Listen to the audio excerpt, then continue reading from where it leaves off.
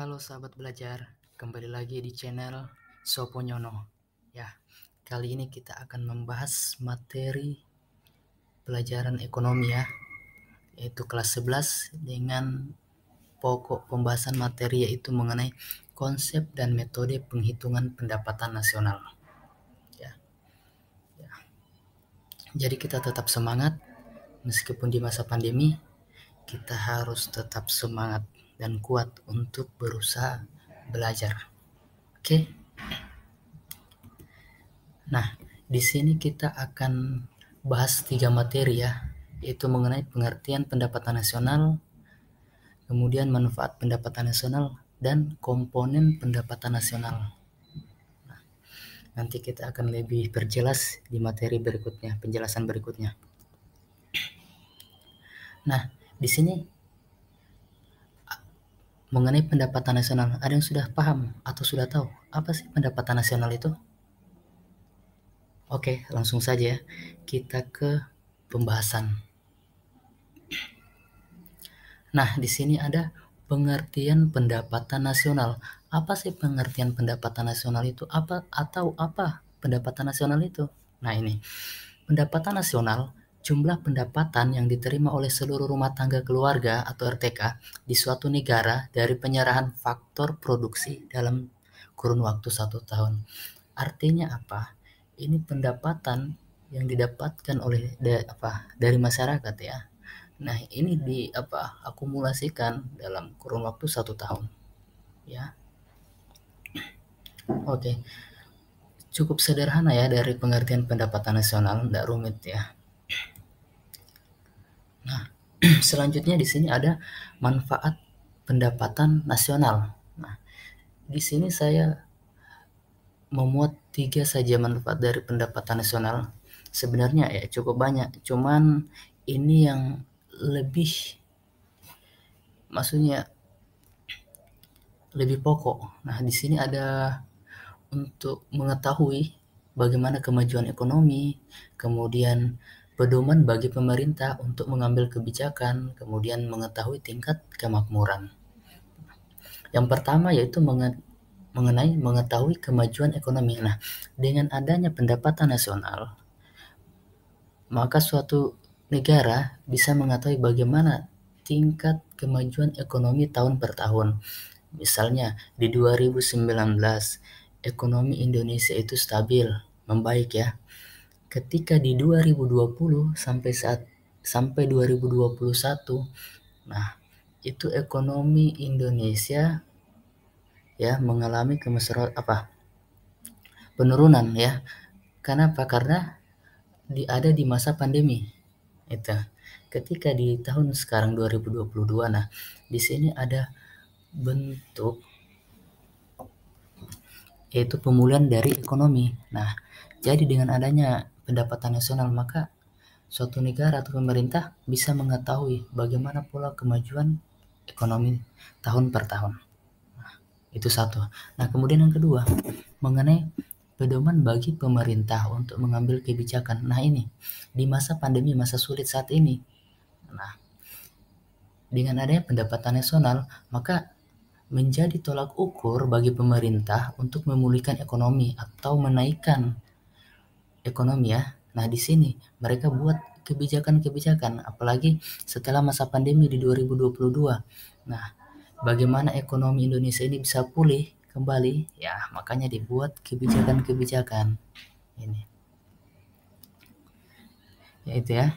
Nah, kita lanjut ke poin ketiga, mengetahui tingkat kemakmuran ya.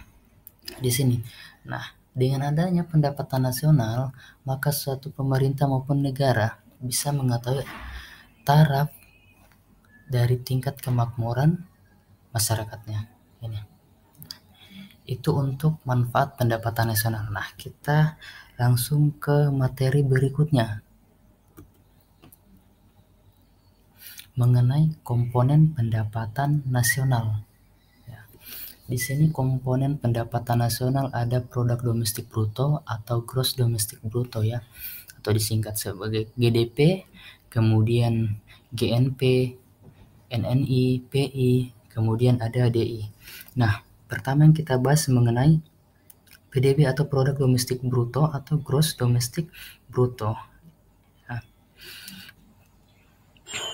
yaitu merupakan jumlah produk berupa barang maupun jasa yang dihasilkan oleh unit produksi di dalam batas wilayah suatu negara selama 1 tahun. Nah, di sini termasuk hasil produksi barang dan jasa yang dihasilkan oleh perusahaan asing.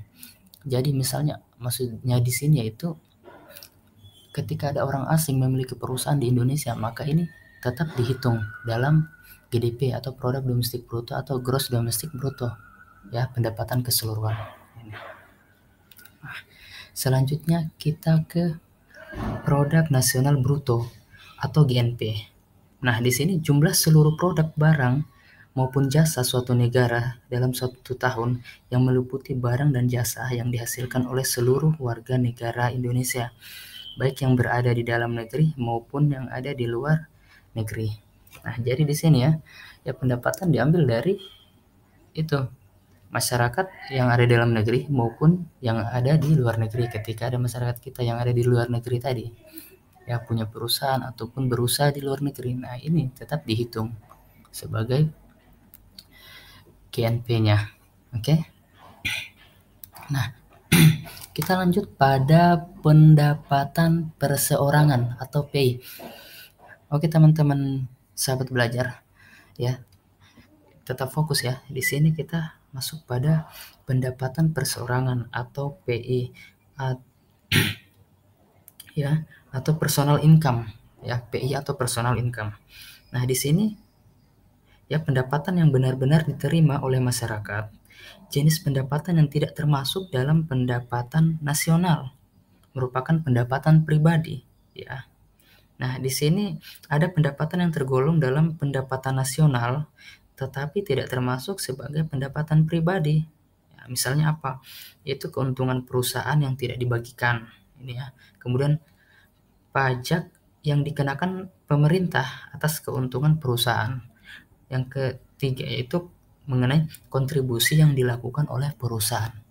Nah, ini komponen-komponen atau konsep pendapatan nasional, ya. Jadi ada 5 komponen, ya. Ya. Semoga materi kali ini bisa dipahami oleh teman-teman sahabat belajar ya.